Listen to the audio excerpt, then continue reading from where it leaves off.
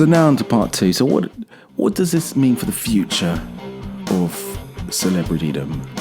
Well, it's not great, to be honest, because simply what's going to happen is they're going to become irrelevant. They already are becoming irrelevant, and they're going back to doing what they're supposed to be doing, which is just to simply act and be in good films and be good at what they do, and not just have their own opinions on whatever. But what's happened now is that a lot of them are doing a thing where they think their opinions really matter, because back in the 80s and the 90s, that's what happened. Their opinions were big, and even before that, movie stars were high-line celebrities, and now they're not. And they're really struggling to get through to the next stage of this type of life.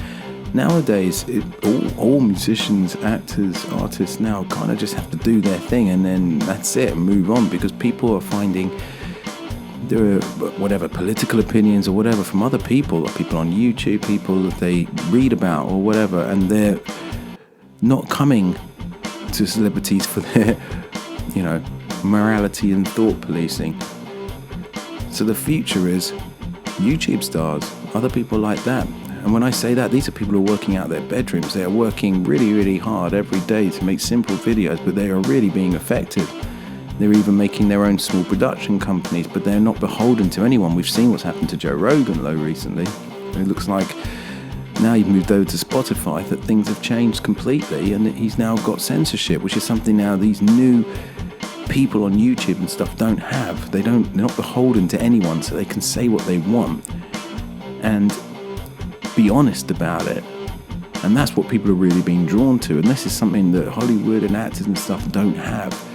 They are beholden to their masters in Hollywood, and that means that they'll do and say what's been told rather than what people really want, what Joe Average man and woman thinks or wants. They just want to be entertained. They do not want to be lectured to. And if they do want people to tell them about what's going on, or maybe even give them different ideas, different arguments and everything, they go elsewhere now to find those people. So what else does that mean then? It means we are definitely moving into a new era, and it's an exciting new era in many ways, but it does mean that people in the arts are having to change, and they are having to adapt, and I don't think they're doing it very well, because a lot of the actors and stuff are still from a generation from the 80s and the 90s and stuff where they were godlike, and so therefore you had no choice but to listen to them because they were everywhere, magazines and everything, and now they're having to deal with a life where that isn't the case. It's the same with musicians, bands and stuff. U2 were massive once there, and Bono's opinions were everywhere, but now people just get annoyed because they're like, look, you don't have to force this down my throat. You'll see from sports and stuff, you'll see people moving away from that and them losing viewing figures, because people are like, look, I don't need this. I get bad news and politics all day long from various sources. I don't need it in my basketball. I don't need it in my in baseball or American football or whatever it may be.